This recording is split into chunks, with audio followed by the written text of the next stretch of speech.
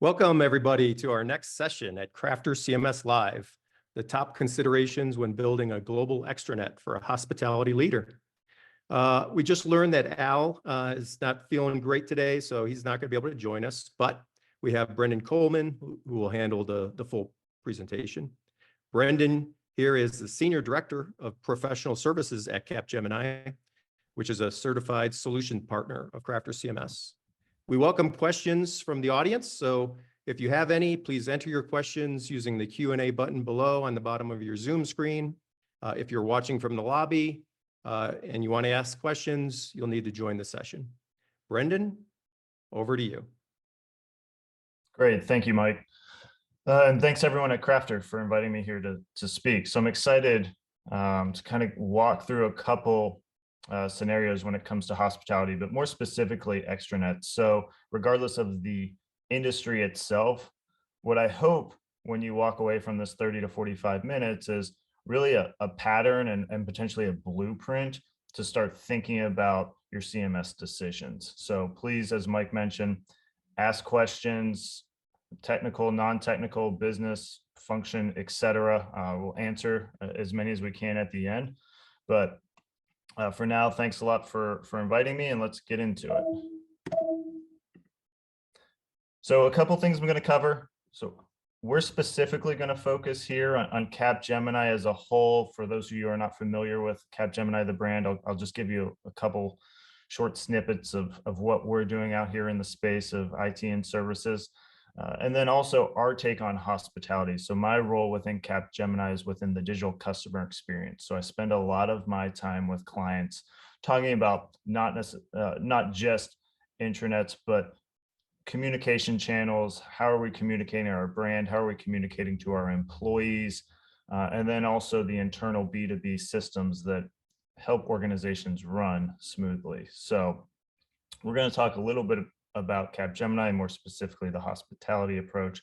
Then I'm going to walk through some considerations and the approaches to platform decisions. And the way I've structured it is how I like to think about kind of making IT kind of platform decisions. You're going to see a little how I approach this challenge and how I've approached this challenges with multiple different groups across many industries. Hopefully you'll walk away with some ideas and some things to take back to your specific challenge that you're trying to solve, and then we'll go into lessons learned and a little bit of a case study. So getting into the Capgemini space. So if you're not familiar with the Capgemini brand, so Capgemini is a global system integrator. We're based out of France. As you can see, the 2022 revenue was relatively large, and we're across over 50 countries. So team member wise, 342,000 folks spread across the globe. So we've got 24,000 and some change here in North America where I am located, but we also have delivery centers across LATAM, Europe, Asia Pacific, etc. So we focus on some core sectors: consumer services, telco, energy, FinServe, manufacturing, life sciences. We're going to specifically talk about hospitality here, which would fall under our consumer and services brand. But outside of that, if you look at what we do and kind of the various service lines, we do kind of start from strategy and transformation into the actual execution of whether it's building, replacing, migrating, etc., and then the actual run part of the business. So 90+ research labs. We do a lot of things in the emerging tech, and we spend a lot of R&D money just kind of making sure we're on top of what's coming for our clients. So at the end of the day, we serve a lot of industries and a lot of brands, both large and small, and we want to make sure when they come to us, they can trust that we've done our homework and that we can confidently assist them in whatever challenge they're trying to solve. So when we get into hospitality, which is a little interesting depending on where you sit, whether you're actually in the hospitality world or if you're in a completely different industry, kind of draws some comparisons, but hospitality can be very broad. We break it into sectors of travel service, hotel, lodging, gaming, cruise line, parks and rec. So pretty standard stuff, nothing too crazy there. But within each of these sectors, the use cases tend to be very horizontal, and then we'll get into kind of the uniqueness of the hospitality industry itself. So few of the trends that I personally have conversations with a lot of our customers. So sustainability, that one has been around for a while. It kind of comes in and out of the topic within decisions. And a lot of times it's at the strategic level of, hey, what are we doing in sustainability? But less about talking about it, more about the day-to-day applications. If you think about in the hotel world, and this could also be for any type of consumer products scenario, we're constantly having a discussion about how are we maintaining our duty to not just sustainability from a global sense, but we're talking about purchasing products. We're distributing products from a manufacturer supplier into the end customer. And in the hotel world, that end customer actually has a couple steps before it gets to you or I who have just visited the Marriott Courtyard or the Hilton, et cetera. At the end of the day, there's also customers on property. So as a hotel brand, you have to think about it in a couple different ways. Personalization and experience. This one's been around for a while, but how do we both understand about our guests and employees to ultimately enhance that experience? Now, I highlighted the orange ones because that's where we're going to focus on today's content. It's talking about the intranet, extranet experience. So personalization and experience is something that consistently comes up when we're talking about content management, or more specifically, communication channels within our organization. How do we make sure we're targeting our audience accurately? They're getting the information that's applicable to them, and we're also making sure that they come back. So it's one thing, just like a B2C website, B2B has some similar challenges. Am I coming here for one single purpose once a year? Or is this something that I'm interacting with on a day-to-day basis? Communication, how do we reach everyone and maintain our standards? So both internally and externally, how is the technology going to enable us to communicate across channels, broader audience on a global scale? How do we maintain that consistency? Security, Gen AI, supplier portal, traceability, all of these topics kind of have much deeper discussions within them. Obviously, Gen AI, everyone wants to talk about that right now. Supplier portal, that's very big in any type of franchising or distribution channel, whether it's you're actually distributing goods or you're purchasing goods and then distributing to a hotel or wherever it may be. Traceability, that this concept is something that has been around for a long time. A lot of people struggle with it, especially in large organizations. So that's nothing new to most folks, but minimizing customizations.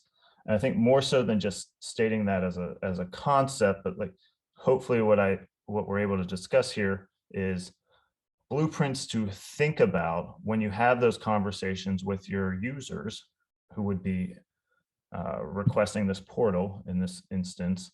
How do we talk about defining requirements for the broad group and not necessarily, we'll go into the 80-20. Like we don't want to be building customizations for the 20%. We want to satisfy the 80% and then talk about the other 20. So really getting out of the business of writing custom code, picking a platform that enables flexibility, and we'll talk about that a little bit. But at the same time, I don't want to get in the business of writing my own CMS.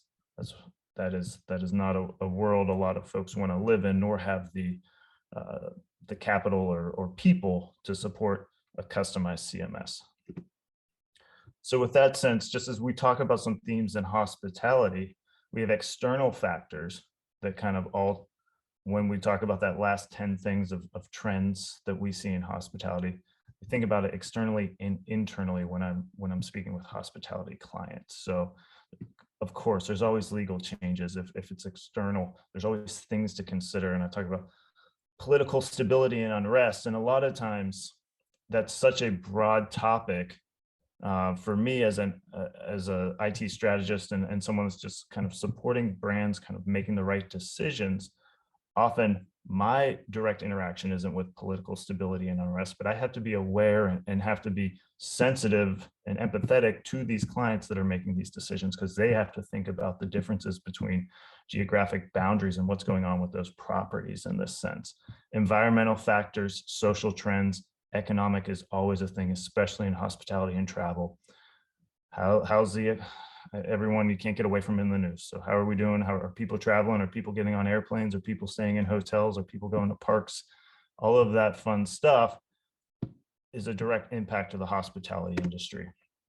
Then when we talk about the internal aspects of it, it gets even broader as far as when we're talking about technology, decisions, et cetera, because you have these components of what makes the operation run. So reservations and booking is the most simple to kind of think through. If I'm an end consumer, I'm going on to a hotel, or I'm going on to a third-party site, I'm browsing, I'm clicking, I'm booking, et cetera. I want to make sure, did I get the best price? And it was that process seamless. So there's the reservation and booking side of the IT internal solution within the hospitality industry. There's the check-in and check-out has become completely digital. You can still get a key, but everything's on your phone now. I don't need a key. So all of this has to be in sync with the check-in and check-out of that direct human-to-human interaction. So you're taking that experience to that check-in or check-out every time I walk into a lobby, and I'm making sure on the back end, all systems are talking at the same time, and that my data is secure and it's synchronized with that experience. Distribution management, we've talked about. Queue management, that has to do with kind of revenue and making sure we're not preventing loss and maintaining guest experience. People get upset when they have to sit around and wait. So that is on top of mind for specific groups within hospitality, and especially you think about parks and recs and things like that, that is a daily conversation. Menu planning and food service. So not only am I running a hotel and a guest experience, but you also have to think about, from the hospitality perspective, I also have food and beverage. I also have on property, some cases, many restaurants or places to interact with a customer. So not only do I have to have the guest services and experience where you see on the left, I also have to think about the food. And the food comes with a whole new set of challenges that you have to maintain throughout running a restaurant or a cafe. So that's how we think about it within Capgemini and hospitality. And those are very large groups that kind of span across many technologies. But ultimately, what we'll talk about a little here is, how do they all interact with each other? What do I have to keep in mind, considerations and approaches when I'm talking about the extranet? So let's bring it back down. We talked about a large, broad set of hospitality challenges or potential avenues where technology has a play. But what I want to kind of bring us back to is, I'm sitting in a room, I'm thinking about, hey, we either have a communication channel, call it a portal, call it an extranet, whatever you want to do. And we're either thinking about, hey, we need to rethink our approach, or we need to start from scratch, or we need to change what we have. So before I even get to the technology side of the house, and what we really want to do as customers and stewards of the product is, let's identify our lanes and needs. So if you can keep the group, because the group is always going to be sometimes small, sometimes large, when you're talking about selecting platforms like a CMS. If you can start identifying these lanes and kind of keep this as your governing model throughout your decision-making process, oftentimes it's going to lead to staying on track and less about kind of branching off, because a lot of times everyone's been in these IT projects where it started with one concept and it really grew or took a left turn down somewhere else, and we forgot about our core reason why we started this decision. So a lot of times in rooms and on calls, I'll start asking, do we understand what the customer needs? What are the core functions you are serving in the intranet world? Am I coming here to search for content? Am I coming here to communicate or find out news about my organization? Am I coming here for my HR benefits? Am I logging in here into my intranet daily and then jumping into another place? And what is that experience? Landing in one place in my intranet on my platform, and then jumping into a new system. How seamless is that experience? What frequency is your customer visiting? Like I talked about, is it a daily? Is it a monthly? Is it a quarterly? That's going to help drive some of your decision-making when it comes to platforms. How are your customers consuming that information? So if I bring it back to the hospitality world, you have the folks in the office. They're going to be on a computer, a laptop, etc. But think about, there's many types of customers in this scenario. So I have to think about the folks on property working across many functions just to support an operation at a hotel. So they may log into a desktop, they may jump on some type of device. So I have to make sure whatever that experience is, I can support any type of employee, regardless of where they sit in the organization. And then where are they located? So geographically always has some considerations when you're talking about platforms and communicating with your audience. So customer needs, product owner needs, who's managing the platform? What functions are they required to maintain? How are you measuring success? What integration dependencies are required? SSO, email, etc. All of these are table stakes when you're talking about technology, but more so even with the CMS and building the portal, who's managing the platform and what functions are required to maintain that platform are very important discussions to have internally before you get too far down a build. So in the instance of Crafter, which I've used in a variety of different use cases, having those discussions with product owners. Okay, do they need to be technical? Do we have technical support? What's the daily interaction with creating content and communicating? Making sure everyone understands that. As you identify your lanes and your needs, that's going to come into play as you select a platform. And then thirdly, we have, what does IT need? Architectural, security, operational, who owns the operations? All of these pieces are very important to, I would say, communicate and socialize and be okay with the answer, because sometimes you don't have all the answers and sometimes everyone doesn't love the answer they get. But the more you socialize it early into the process, you greatly increase the likelihood that this will be a successful project. So when I go to selecting a platform and considerations, I've broken this down into kind of 3 columns. You'll see it across the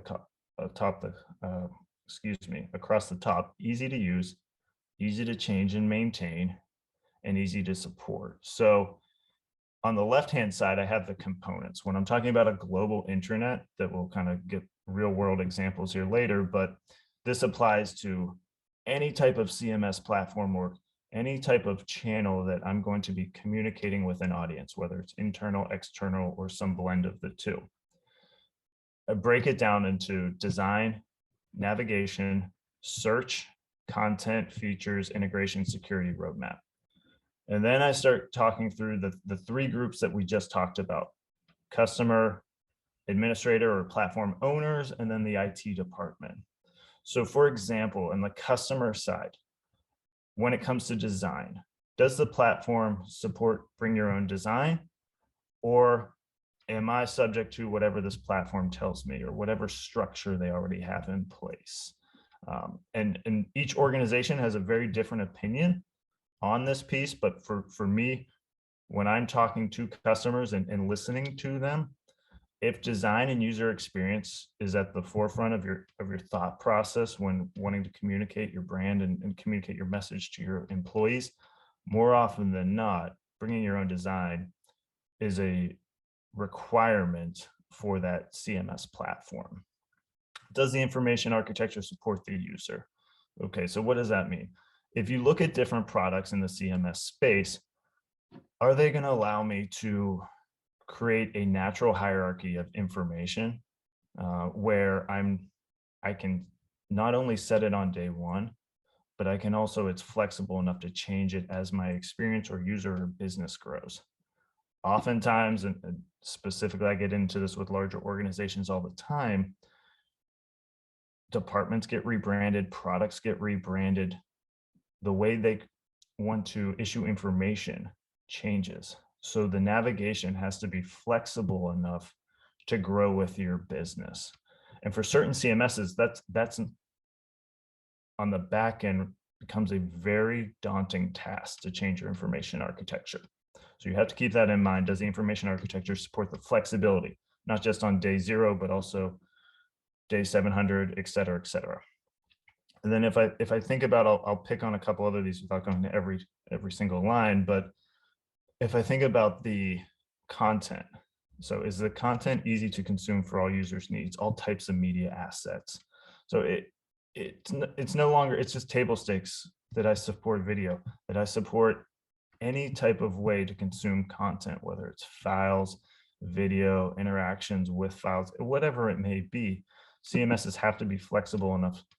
So my customers, as the intranet owner, can come to me with any type of media, and I can say, yes, I can support that to get that out to our audience, because that will happen a lot in the world of CMSs. Your audience is not only, or your customer is not only the person that consumes that information, but oftentimes it's the individual departments spread out across an organization.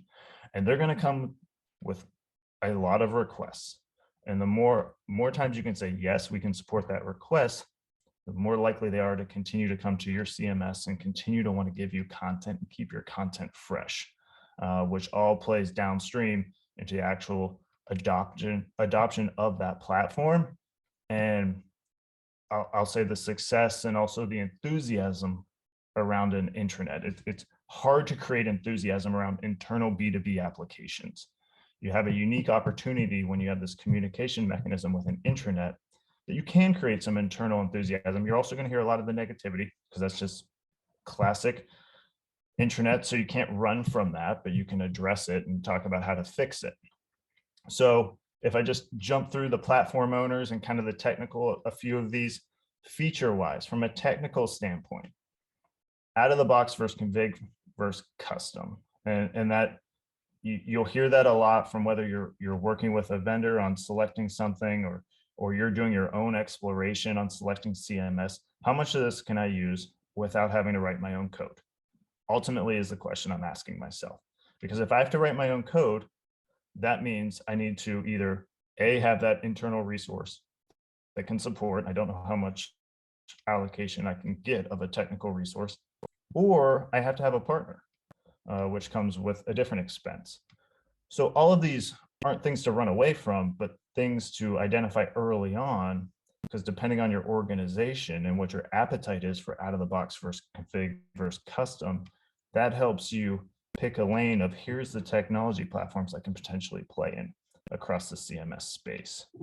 So we've got things like, is technical intervention, all of the technical pieces are going to come down to how much time, money, etc. do I need from the IT team? And depending on your organization and what they have prioritized is going to help you determine, do I need a self-serving CMS? Do I need a hybrid scenario, or this is a top priority and I can really choose based on the best end experience for that customer? So keeping in mind, oftentimes when I've had these conversations over the past X amount of years, the customer gets focused on a ton, the platform owner a little, IT is last if the business is making the decision. And then by the time you bring IT in, your whole process of where you are gets either completely stalled or becomes much more challenging. So if you bring these kind of columns up early into the cycle and you at least identify the answers you may not always like, but you at least understand where your challenges are going to be, you can address them earlier on. So along those same lines of thinking, understanding and socializing risk. This is always a interesting kind of topic within organizations, right? Because it potentially exposes gaps in the group that's asking to build something or asking for money. But you can't run away from the gaps because you're potentially introducing something much more challenging to manage 6-9 months down the road when you hit some of these. So whenever I have these conversations within small groups, within larger groups, whoever's trying to make this decision, it's often, I'd like to approach this as just being honest in our risk profile, if you will, And then if there are some things that are raising some concerns, you figure out how to solve them, whether that's with partners, whether that's with, and partners does not always mean external. Partners come in many forms within an organization. Do I need IT partners? Do I need more executive or business or whatever that may be, HR? I need partners to make sure this is a success internally and externally. So a couple of things I like to ask early on in kind of an assessment or analysis or evaluation or just working with clients, and the decision that they're going to approach a CMS. Yes, we're going to build this extranet. Let's get past that. So let's talk about the actual execution. We know what technology. Okay, so has the folks on this team actually executed a project of this scale, whatever that scale may be? Oftentimes, that answer is going to present some folks defensiveness, some folks honesty, and some folks it's just, yes, let's move on. So being transparent with that within your kind of core team of who's going to execute this project, and then understanding if you move to the next one, where are our gaps? It's okay if we don't have experience in UX or we haven't done a project of this scale or this migration of this scale. You can go find that help and then focus on where your internal strengths are. Maybe that's content creation or brand management or whatever that may be that this platform's supporting. So do we have we executed at this scale? Do we have the right partners to fill the gaps? And if not, let's go find them, or let's figure out how to find them. Do we fully understand the level of effort? So this one comes up regardless of organization or regardless of the answers to the first two bullets. Oftentimes you hear yes until you're more than halfway through a project and someone comes back in that was in the beginning and disappeared for a while, and they're saying, whoa, I didn't understand that this was going to require this much user acceptance testing, or I didn't understand that IT was going to ask this many questions. So surfacing that early and often will help eliminate headaches for the long run. Not always easy to do, but I encourage people to at least to start having these conversations. And I've seen much more success when we have these conversations on the front end versus after the fact, and it turns into a lessons learned scenario. I'd rather address these on the front end, eliminate that conversation, or be able to manage that risk over that timeline of implementation. So that's the execution piece. The internal variables piece. Do we have the support of IT? Do we have the support of the business? Some of those seem like table stakes, but not always the case. IT, internal variables, there's a lot of them, and it's not just IT generically stated.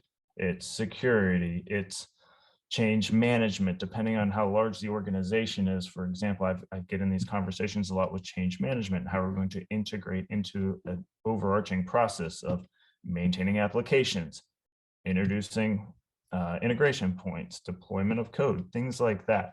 That if I'm a business owner just trying to communicate with a customer, I don't think about 24 hours a day. So having that IT partner to help identify what's important to them is going to help you be more successful. And then where does this sit in the list of priorities and projects? This may seem like it's your top priority, but be honest with where it sits within the organization.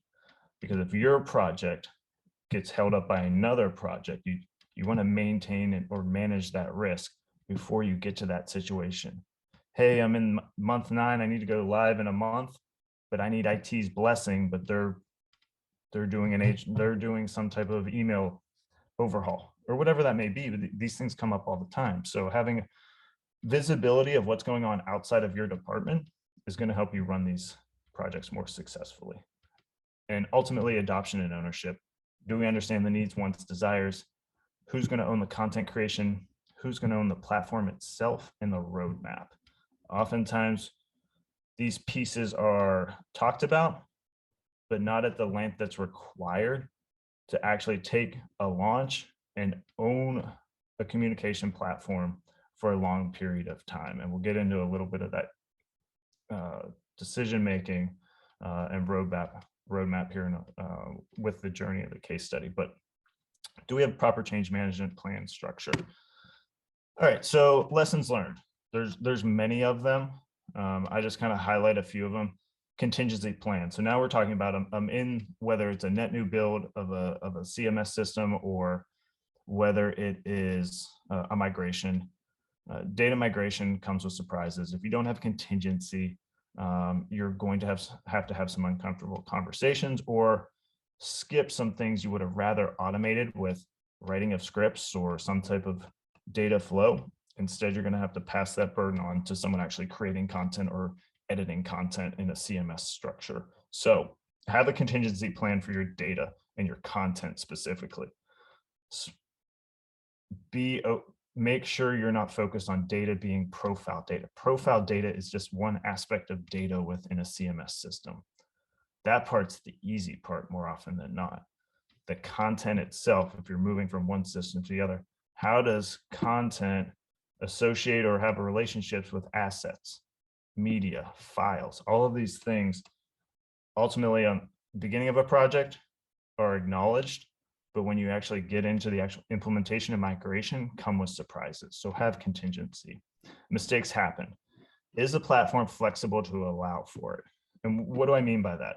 We're gonna make a decision here on month 6, and it turns out month 10, I need to change that decision. How much expense am I going to have to incur because of that decision? So depending on the CMS, whether in Crafter's case, and I can speak a lot about the flexibility, because we've made plenty of decisions on day 30 that we changed on day 90, that if I was in a more structured, less flexible CMS, I would have to have some very uncomfortable conversations with business owners or folks that were requesting these requirements, because the platform just doesn't allow it. And that happens more often than you would think when it comes to a lot of SaaS CMS platforms. Sometimes there is a limit on how much you can change. Oftentimes there's a limit. So understanding those limits and where your flexibility is will help you run a project more successfully. I referenced the 80-20 rule. This one's hard from a consulting standpoint. When I'm sitting there in a room with folks, solving for the 80 is easy, but the 20%, doesn't matter what application we're talking about, they're the ones that those often absorb the entire conversation in a room.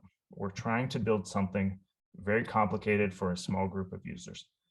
So building for that 20% will increase complexity over time. It's not that you say no, it's just you have to acknowledge that maintaining custom rules, complexity, extensions, etc., that is going to play into your overall operational costs. So keeping that in mind, is this solving for the 80 or 20, and just having that type of transparency within your decision-making process. Prioritize and phase.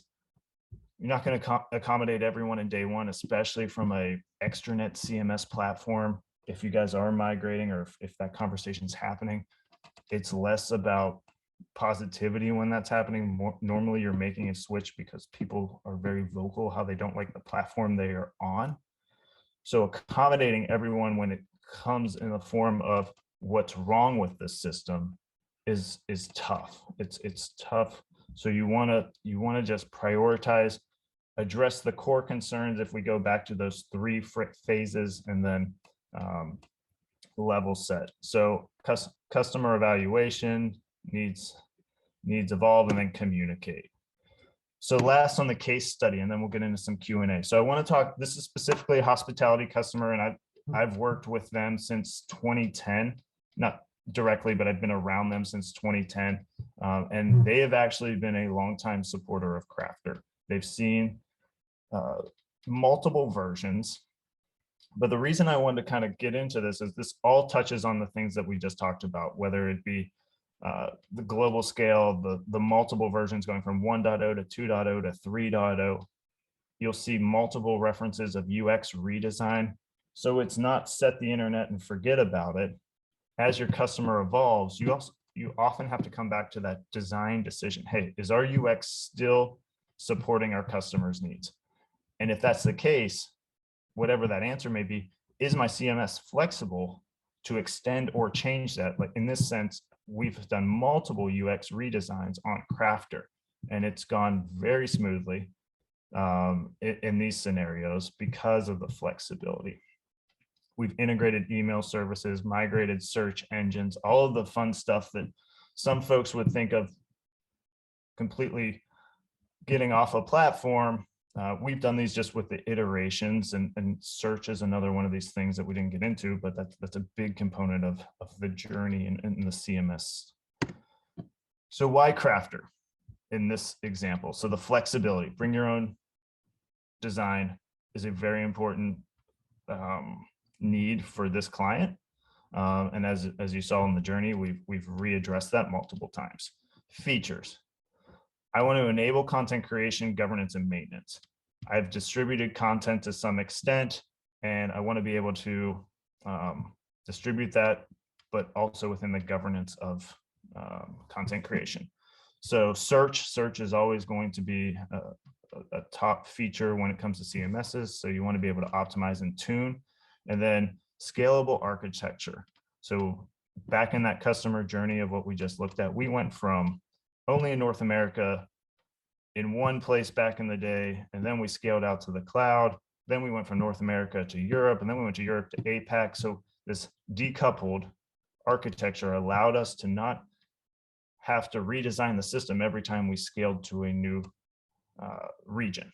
So the flexibility of the actual IT operation is a big reason why we've maintained Crafter as a CMS in multiple rewrites or upgrades. It's more than an extranet, it's a communication hub, search destination, brand management, multiple sites with unique look and feel. And as we go, it's back to always being honest with ourselves. We're always trying to reduce technical debt with this customer. We're trying to reduce the operational support and complexity. Back to that custom code comment. And then we're trying to reduce inefficiencies. So request, creation, review, publish. How painful is that process? Are there ways we can make it more smoothly for the folks out there to keep that content fresh and customers returning to the site? So with that said, that is kind of the hospitality and a little bit about how we approach CMSs and specifically the customer journey that we just talked about with Crafter. Excellent. Thanks, Brendan. And again, everybody in the audience, we welcome questions. So down in the Q&A box, post any questions you have for Brendan. We've got a few minutes left here to go through some. We got a few coming in here now. So Brendan, given the global nature of this extranet, can you speak to some of the particular challenges associated with that characteristic? Absolutely. And that's something that is top of mind for anyone that reaches outside of specifically North America. So if you're coming from anywhere else, but data privacy, where the data sits, depending on your audience. So at the core, I approach it two different ways. So we had the security aspect. We have regulatory requirements for profile information? So does the CMS support the ability to silo that if need be across databases, repositories, et cetera? Can I decouple that architecture?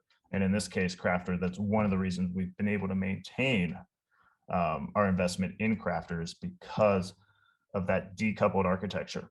And then also kind of where I was alluding to in that case study, ebbs and flows of hospitality, you're going to have an influx in certain events, let's say acquisitions, where I'm going to onboard a bunch of new employees. And I know I need to have that volume to support it. So being able to scale from a cloud services perspective is very important for us.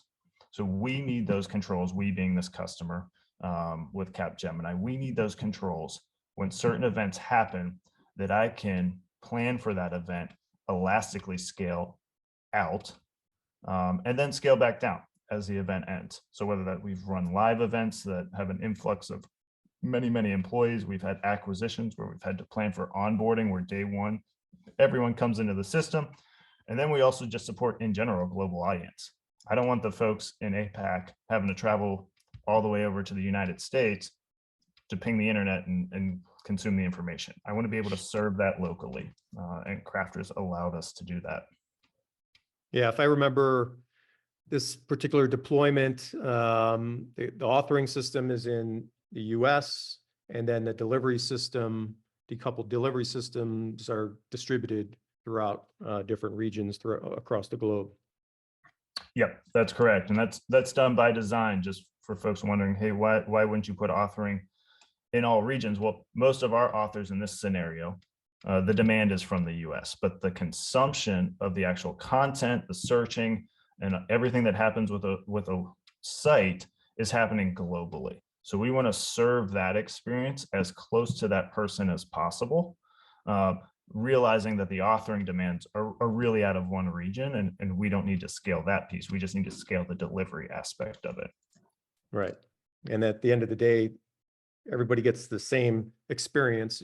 It's personalized for their region or their brand, but they get the same experience across the globe in terms of performance and the overall solution. Let's see, we got another question in here coming in. In general, what's the duration of your projects from inception to production rollout?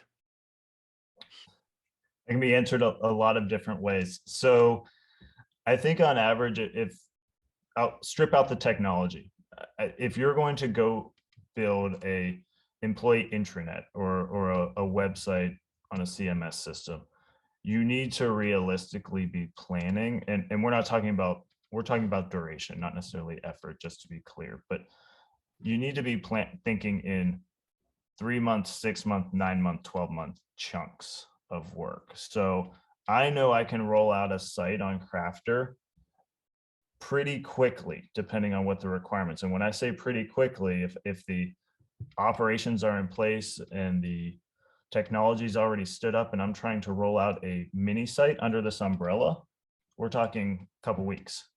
If I'm starting from scratch and having to go through all the processes that we talked about earlier, then yeah, now you're getting into building an intranet, and depending on the scale, 3, 6 months, etc. So the best way to think about it is not to get lost in the whole MVP phase 1, phase 2, etc. But you really want to just identify, where do we want to be in 3 months? Okay, what product could we build within the first 3 months? Can I put a landing page up? Can I have a search experience? Can I display some assets? Absolutely.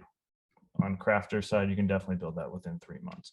Now, if I'm talking about migrating content, onboarding a bunch of new administrators, et cetera, well, that's going to stretch out just logically depending on the scale of your system. But point is, it can be pretty quick, or based on what you're doing, a little longer of an IT project. So excellent.